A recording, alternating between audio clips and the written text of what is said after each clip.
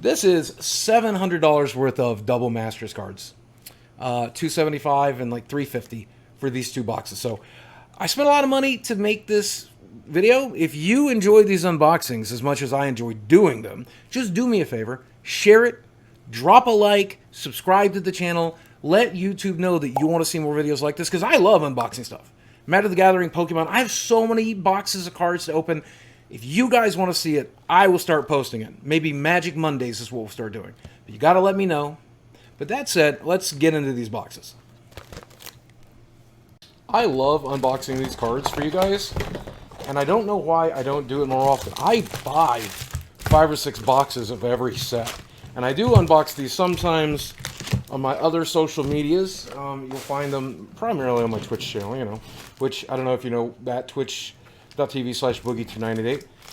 But I don't know, I really want to do more Magic content, and I really hope you guys are here to watch it. Sometimes I think about creating another Magic channel, or maybe just uploading it all here, and the people who like it can like it, the people who don't cannot. That's fine. There's Burning Tree Emissary as our foil, Carrier Thrall. Oracle of Moldaia before this. This is once like a $60, $70 card. Pillar of the Perunes. Weird reprint.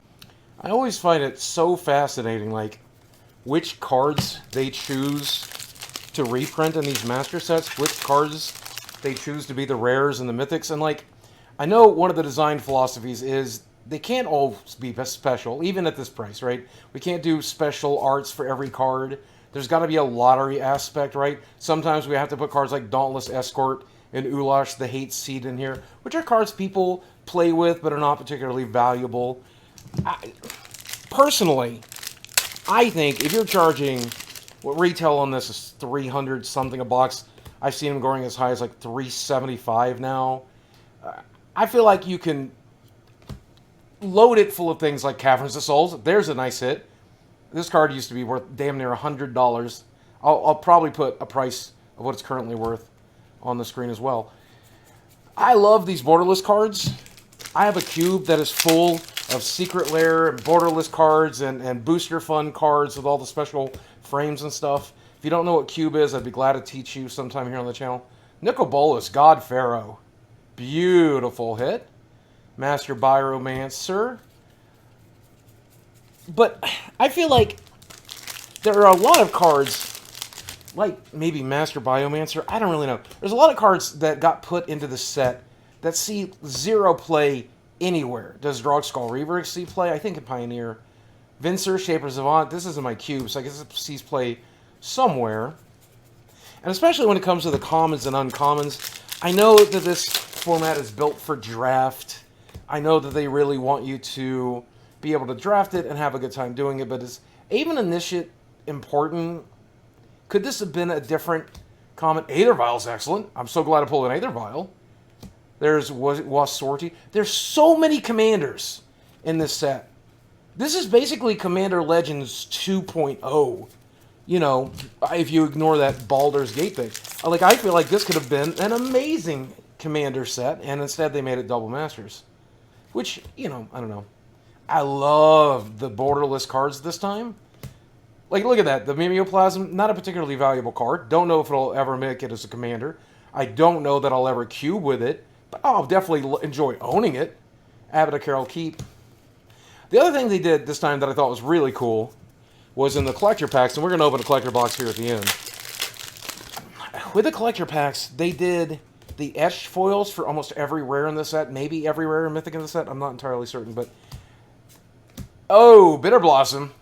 This is a very good box so far. Don't worry if you're missing some of these pulls. I will show you everything we got towards the end that's of value. But I don't know. It's an excellent master set. It's a really good master set. I'm not complaining. I will tell you where I'm complaining is the price. I feel like it was a very limited print run. This should have got printed. Ooh, Phyrexian Altar. Excellent. 2 Phyrexian Altars. 1 borderless and 1 regular. Excellent. Oh, that's nice. That's very nice to pick which one I want to play with. This box is insane. I mean, it's obviously an excellent set. Mana Leak, beautiful. So many commons and uncommons that you might play with. So many rares you probably won't, like Phyrexian Tyranny. And I'm not complaining, but what I am complaining about is the price. When you are pricing me out of Magic the Gathering, after playing this game for 30 years, it doesn't matter how many valuable cards in here, it doesn't matter how many foils you put in, it doesn't matter how many hardened scales or pull from tomorrows I hit, or rancors, or borderless blood artists. Something's got to give. When you're paying $275 for a collector box, which is what I paid, when you're paying $350 for a regular booster, which is what I paid, it's unsustainable. It's unsustainable. I genuinely cannot afford to continue to play this game. I say, as somebody who's been playing this game for 30 years, as somebody who has a collection worth tens of thousands of dollars, as somebody who owns reserved list cards, as someone who has my life savings wrapped up in Magic the Gathering, I still say reprint these cards into the ground. If people want these cards to play with, I'm excited to open them. For two reasons. Number one, yes, they're valuable, but number two, because they're game pieces. And I just pulled 2 Phyrexian Altars. Great, I can put them in decks. I already had like 4. I already had them from back in the day. So I didn't even need them as the reprints. I could have skipped a set. This is probably my 10th Crucible of Worlds. At some point, we're just going to have to go over my Magic collection together. But I know people need this as a play piece, so it's nice to add to my collection so that hopefully I can trade it. But I don't care that I'm losing equity. I don't care that I'm losing investment. They're game pieces. It's for a game. And I feel like everyone should have access to these play pieces, these game pieces. The good news is, and I will tell you this without a doubt, right? If you want to collect these cards, and you want to have the official cards, and you want to play with them in tournaments, and you want that little hollow foil there, go ahead and invest your money if you want to. But for those of you who are playing casually with your friends, there's no reason to spend $200 on an Imperial Seal. You've got a printer. If you don't have a printer, your local library does. As foretold. You remember when everybody thought this card was going to be worth $1 million? It's good. It's got its uses, but also it's not that great. But print out the cards you want to play with. I encourage proxying, and in fact, my local gaming store, Gear, they encourage proxying. You can't proxy in official events. That's obviously true. But, like, I was talking to a store owner, and he's like, I don't mind when people proxy. Because then they test the deck, see if they like the cards. I don't want people... Nice foil mimeoplasm, by the way. I don't want people wasting money on a card that they are not happy with. Print it out, proxy it, test it. And then when you've decided you like the card, or you like the deck you've put it in, then come to me and buy the official one. I think that's brilliant. I think that's exactly how it should be. And if all you want to do is play Magic, you don't have to spend $20 or whatever, $17 on a booster pack, which is what these booster packs are worth each, right? To open a foil unearth, to open a deep analysis, to get an Autarka's command, to get an Arya. Look at that. I got nothing worth doing it. In the hopes that I could hit something like a Phyrexian Altar, so I could hit an Imperial Seal. An Imperial Seal, you can print it off at your local library for 15 cents. Don't spend $17.99 if you don't want to. I wish Wizards of the Coast encouraged proxying. Oh, nice! Dockside Extortionist still, even with this reprint, setting around $75. I think this version closer to $60, but it's a nice hit. I need this for several decks. It's so weird that the Commander deck that it was in was setting at $75 on Amazon for a really long time, so I bought 3 just to get those Commander decks, just to get this copy of Dockside Extortionist. But I'm glad to pull them here, too. Also, I love this Cold Steel Heart reprint now with the Snowboarder. That's a really nice ad. Because every Cold Steel Heart I had, and I do use it occasionally. Anytime I need to use Snowlands, my Mana Rock is always going to be a Cold Steel Heart. But anyway, it's a good set. I'm not complaining. Damnation, excellent reprint. I don't know why they put these lieges in here. Is anybody running these? If you run these, any of these lieges, in any decks, tell me. Sometimes I think about building a cube based on color matters. think that'll be like focusing on like hybrid cards, your Death Rate Shamans and your Boros Reckoners and those cards. And then these guys would definitely fit in there. I've also thought about building a cube based on solid gold, where every card is either hybrid or gold colored. Every card is multicolored in one way or another, except for maybe some artifacts. I really like building cubes. I have my pet cube. I've got a bunch of cubes on Cube Tutor that I've just messed with and theory crafted. I have a Ravnica cube. I have a Spooky cube, which is basically built on Innistrad. So how many Mimeoplasms are we going to get out of one box? That's crazy. Thraxamunder. I love cubes. If you don't know what cubes are, I guess I should tell you, but I think most Magic players that made it this far into the video know. Cubing is when you build your own draft environment. 360 cards, maybe 540 cards. You pick the cards, and you decide what people are going to be playing with. And it's good to build a few decent archetypes in, a few decent combos, things that friends can draft around. But we get together at my place every Saturday night and we draft. That's the first Wayfarer I've seen.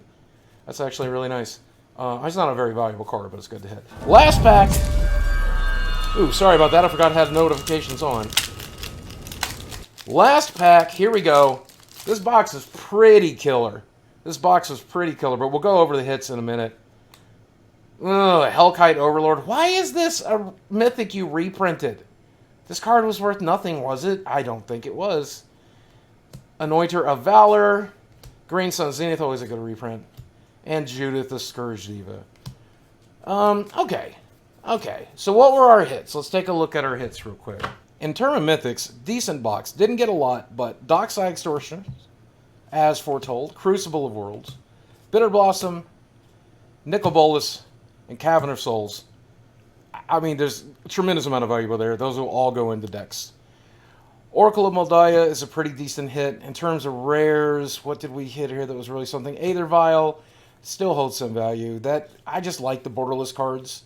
2 Phyrexian Altars was really nice. Hardened Scouts, I think, is still pulling a couple of bucks for sure. Did we get our money's worth here? Damnation's always been reprinted a lot lately, but definitely worth holding on to. Did we get our money's worth here? I think we did. I don't know if anybody feels like totaling it up. That foil Mimeoplast is kind of nice. I feel like we probably got $300 worth of cards here. But would you have been better off just buying singles rather than openings of this box? Yes, I don't think we made a profit. So buy singles. Let me open the packs so you don't have to. Buy singles. Speaking of wasting your money, these collector boosters, I bought a case, which was 8 of them. Traded Magic cards to get them, actually, from my local store. But that said, 1, 2, 3, 4 boosters. And a lot of my boosters have been misprints. One of my packs that I opened on livestream was opened on the bottom. I've also had a bunch of creased borderless cards, which, I mean, to the right seller, it really makes the card more valuable, the right buyer. But to the tournament play, they're worthless. You can't play them in tournaments because they're creased. They're marked. They're damaged. So it's hard to sell them until you find the right person. I can't believe that I've been getting damaged cards. I don't know if I should tell Wizards of the Coast that I'm not happy and try to get those back. But here we go. Let's go through these slow because we paid so much for them. These are $75 booster packs. And they're going for more now. That's what I paid for them. They're going for more now. Unless there's a reprint, these are probably just going to keep going up. But Burning Tremissary is a decent reprint.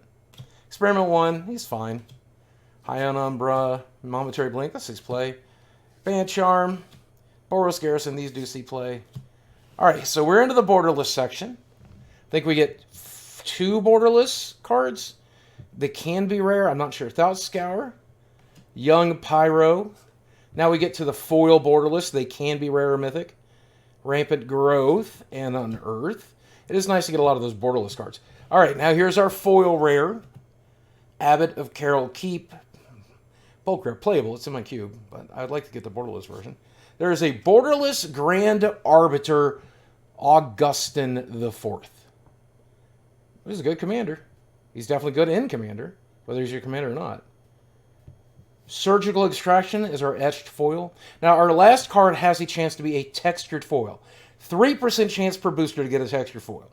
So we're probably not going to open one today, but let's stay excited regardless. Oh, okay. There is a Liliana Last Hope borderless foil.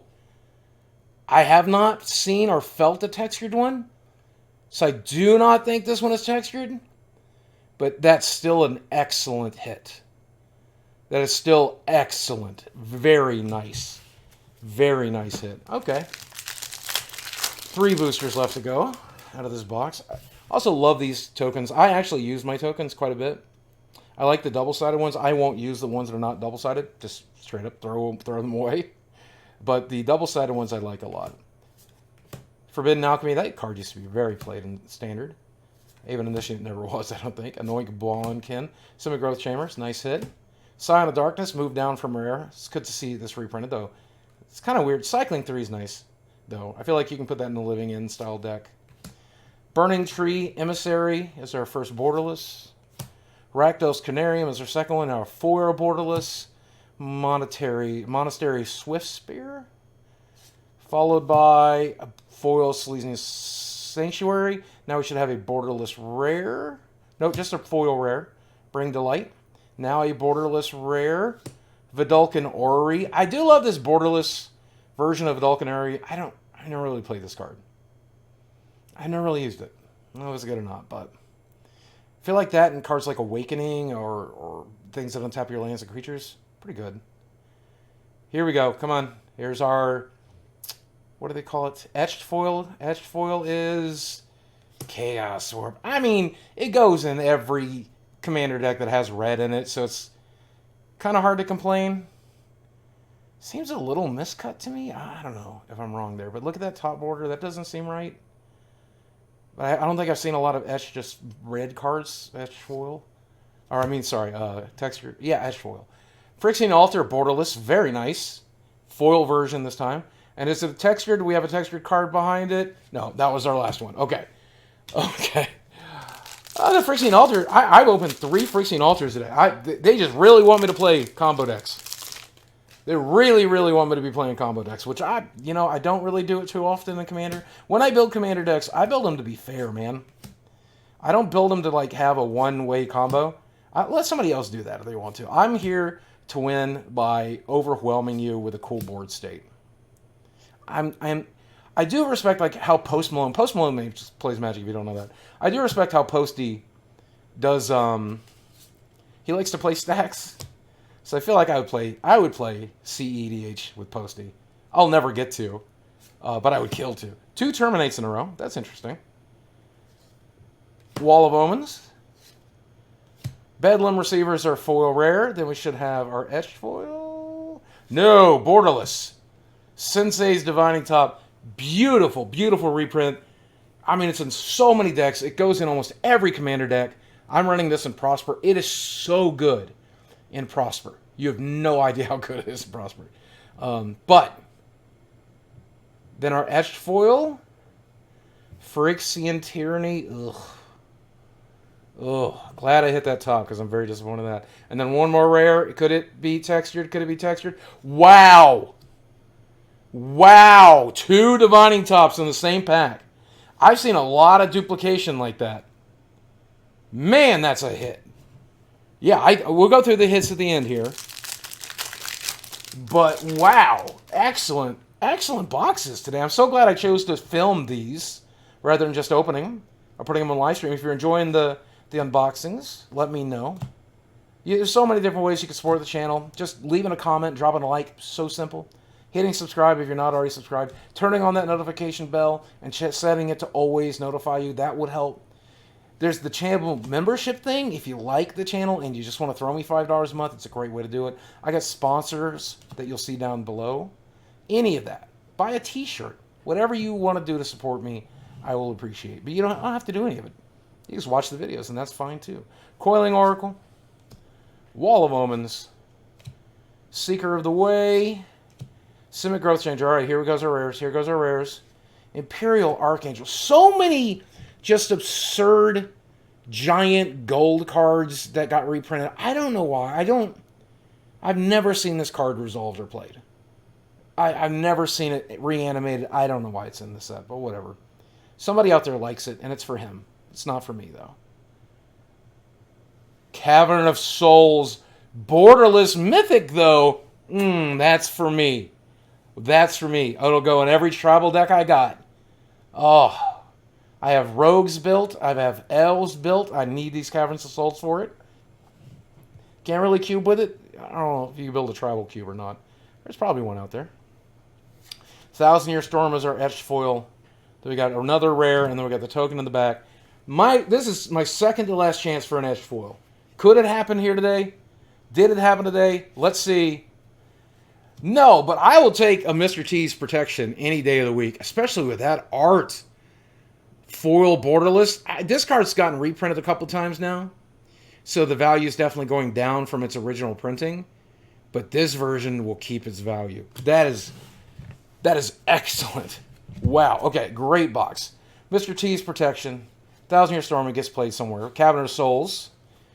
Where are our big hits? Sensei's Divining Top. Another Divining Top. Bedlam Reveler gets played in Modern. Can't really complain about a foil Reveler. Phyrexian Arena. Chaos Orb. Vidalcan Orrery. All of these playable commons and uncommons. Liliana, the Last Hope. Surgical Extraction. Grand Arbiter. Abbott's fine. Great little commander box. Or, sorry, great little collector box. Wow. I made out like gangbusters. Did I make a profit? I'm not sure. Taking a look at current prices, these cards alone get us really close to the $700 we spent. It's really surprising. Master sets only come out once in a blue moon every few years, and sometimes you break the bank, and sometimes the bank breaks you. But at this time, we did really good. I think of the case of draft boosters I traded for and the case of collector boosters I traded for, I think they have probably broken even. I could have instead traded for the individual cards that I needed or wanted. And that's what I would recommend anyone out there do. But if you feel like playing the lottery, this is probably one of the best sets to play the lottery with. You know? A lot of cards that you're going to use in a lot of formats. Commander, Martin, Legacy, Casual, whatever you want to do. It's really a great set. So, very decent Wizards of the Coast. I just wish you could make it a little more affordable. Is that asking too much? Guys, I hope you enjoyed this unboxing. I've got more cards that I can unbox. I've got Pokemon cards, I got Magic cards, I got all kinds of stuff that I can unbox for you if you want to see it. Let me know in the comment section below. But until then, guys, as always, thanks for watching. I love you very much, and I will speak with you again soon. More Magic content to come if this video does well, so share it with a friend.